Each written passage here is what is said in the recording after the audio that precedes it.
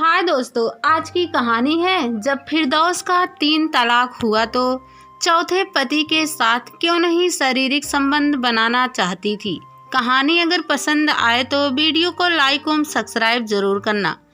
फिरदौस के दिन पति हरिश्चंद्र जी से मिलते सम्मान एवं प्यार में हंसी खुशी बीत रहे थे। उनकी बेटी भी फिरदौस को अम्मा अम्मा कहते पीछे पीछे घूमा करती थी। अब बेटी हरिश्चंद्र जी से ज़्यादा फिरदौस पर निर्भर हो गई थी। फिरदौस का बेटी से बिल्कुल माँ जैसा मेल भाव मेल जोल देख हरिश्चंद्र प्रसन्न होते। अवसरों पर वह फिरदौस की इस बात पर भी प्रशंसा करने में नहीं चूकते। कहते, फिरदौस, आज देखने से मुझे लगता ही नहीं कि बेटी को आपने नहीं किसी और ने जन्मा है। फिरदौस हंसकर कहती, आप इस बात को आप भूल जाइए। जैसे मैंने आपको पति स्वीकार किया उसी समय से बेटी भी किसी और की नहीं मेरी हो गई है। हरिश्चंद्र फिरदौस के विवाह को जब लगभग 1 वर्ष हो गया तब एक रात्रि अंतरंग पलों में हरिश्चंद्र जी ने फिरदौस से कहा, मेरी प्राण प्रिय, अब समय आ गया है कि हम अपने परिवार को पूरा करने की प्लानिंग करें। फिरदौस ने कहा, परिवार अपना तो यूं ही पूरा है। तब हरिश्चंद्र ने कहा, हाँ, मेरी पूर्व पत्नी जीवित होती तो मैं यही मानता, मगर आज जब आप मेरी प्राण प्रिय है तब अपना परिवार एक और बच्चे के आने से पूर्ण होगा। इस पर फिरदौस ने कहा, आप हर बात इतनी सुलझी कहते हैं, फिर इसमें इतना क्यों उलझते हैं कि बेटी मेरी जन्मी नहीं है। हरिश्चंद्र ने कहा, मैं नारी तो नहीं हूँ, नारी को मैंने पढ़ने देखने से जाना समझा है। ऐसा मैं जानता हूँ कि नारी में ईश्वर प्रदत्त विशेष क्षमता होती है जिसे नारी में मातृत्व की योग्यता होना कहते हैं। कोई नारी जब अपने गर्भ में शिशु का होना अनुभव करती है, शिशु को जन्मती है, तब उससे मिली अनुभूति उसे विशेष आनंदकारी होती है। पूरा जीवन अपने बच्चे को देख नारी उसमें अपना ही नया रूप देखती है। इस आधार पर मैं मानता हूँ कि आपके द्वारा एक बच्चे को जन्म दिए जाने पर अपना परिवार पूरा होगा। इसे सुन फिरदौस ने मुंह से कुछ कहने के स्थान पर हरिश्चंद्र के सीने में अपना चेहरा गड़ा दिया था। फिरदौस की सहमति के इस प्रेममय आनंद ने हरिश्चंद्र जी का मन मोह लिया था। इस बात को बीते 6 माह और हुए थे। फिरदौस अब 5 माह की गर्भवती थी। उसने कोर्ट जाना बंद कर दिया था। आज अभी हरिश्चंद्र कोर्ट एवं बेटी स्कूल गई हुई थी। कुक भी जा चुकी थी। अकेली सोफे पर बैठे फिरदौस विचार में डूबी अपने बढ़ गए पेट पर हाथ रख अपने गर्भस्थ शिशु को अनुभव करते हुए सोच रही थी, मेरा गर्भाशय जो पहले था वही आज है। यदि पिछले शौहर ने मुझे जलील ना किया होता और मुझे डिवोर्स के लिए विवश नहीं किया होता तो मेरे गर्भ में पलने वाला शिशु उसका अंश होता।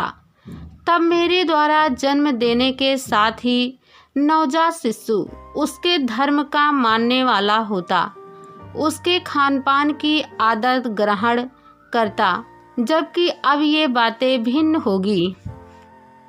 अगले विचार में फिरदौस को सुनसान में पिछले शौहर के द्वारा उसे दिए गए 3 तलाक की विषादपूर्ण एवं भयभीत कर देने वाली अपनी स्थिति का स्मरण आ गया। इससे फिरदौस सोचने लगी, अगर पूर्व शौहर से मेरा कोई शिशु जन्म लेता, ऐसे में यदि वह बेटा होता तो वह ऐसे ही पूर्व शौहर जैसे किसी की बेटी को 3 तलाक से अपमानित कर सकता था, और यदि बेटी होती तो उसके सिर पर अपने निकाह के बाद 3 तलाक की तलवार ताउम्र लटकती होती। ऐसा सोचने के उपरांत फिरदौस ने इस बात के लिए ईश्वर का धन्यवाद किया कि ईश्वर ने बदमिजाज शौहर से मेरे तलाक की परिस्थिति उत्पन्न की थी, जिसके कारण तत्कालिक रूप से तो तब मेरे प्राण बन गई थी, मगर ऐसा होने से आज जो सब मुझे मिल गया वह मेरा आनंद से भरपूर जीवन सुनिश्चित कर रहा है। बेटी के स्कूल से लौट के आने पर फिरदौस की विचार तंद्रा भंग हुई थी। तब वह बेटी के साथ व्यस्त हो गई थी। एक रात हरिश्चंद्र जी ने अपने आलिंगन में उसे हल्के से लेते हुए फिरदौस के पलकों पर चुम्मी ली थी। फिर पूछा, फिरदौस, अपने विवाह को 1 साल से अधिक हो गया है, तब से आप कभी अपने अब्बा अम्मी के घर नहीं गई, क्या आपका वहां जाने का मन नहीं करता? फिरदौस पति के प्यार भरे आलिंगन का सुख अनुभव करने में व्यस्त थी, जिसमें वह अभी कोई विघ्न नहीं चाहती थी। फिरदौस ने इसे अनसुना किया था। गालों पर लाज की लालिमा एवं पलके झुका। फिरदौस का चेहरा हरिश्चंद्र जी को किसी अप्सरा से कम नहीं लग रहा था। फिरदौस गर्भावस्था के कारण सहज रूप से कुछ मोटी हो गई थी, जिससे उसका मुखड़ा पहले से अधिक खिला एवं आकर्षण हो गया था। हरिश्चंद्र के मन में उस पल एक द्वंद्व उभर आया कि फिरदौस का तन ज्यादा सुंदर है या मन। हरिश्चंद्र जी तो जज थे, सभी पक्ष पर विचार उनका स्वभाव बन चुका था। अपने इस द्वंद्व में उन्होंने मन के पक्ष में निर्णय दिया। उनका न्याय कहता था कि तन का आकर्षण कुछ वर्षों की बात है, जबकि मन की सुंदरता की आवश्यकता आजीवन रहती है। कुछ मिनट यूं ही बीते, तब फिरदौस से हरिश्चंद्र जी ने प्रश्न दोहराया था। इस बार उन्नीदे स्वर में फिरदौस ने कहा, मेरा मन अब आपसे दूर जाने का नहीं होता है। यह भी तो है ना कि अब्बा अम्मी महीने 2 महीने में यहाँ ही तो आ जाया करते हैं। तब हरिश्चंद्र जी ने फिरदौस की पीठ पर अपने हाथों का दबाव हल्का बढ़ाते हुए कहा, मेरी प्रियतमा जी, ना चाहते हुए भी कुछ दिनों की ऐसी दूरी समाज परंपरा के लिए सहन की जाती है। फिर तीसरे दिन फिरदौस बेटी को लेकर अपने अब्बा अम्मी के घर पहुंच गई थी।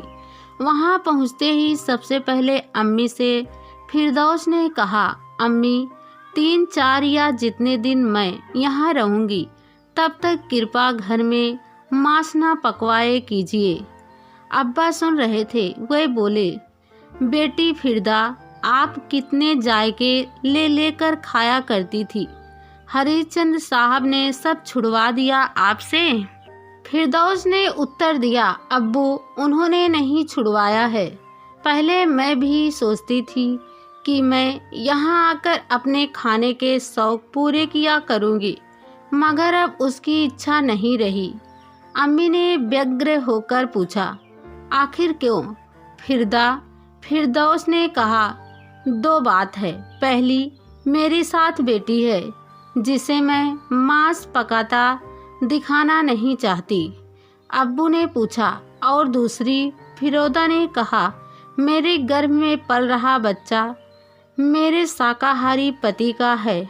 मैं नहीं चाहती कि मेरे गर्भ में उसका पोषण मांसाहार से मेरी शरीर को मिले तत्व से हो।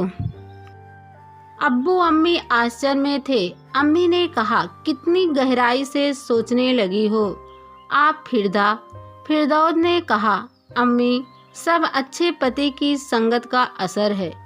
उसके पूर्व शौहर साथ रहती तो जीवन की यह गहराई कभी अनुभव नहीं कर पाती।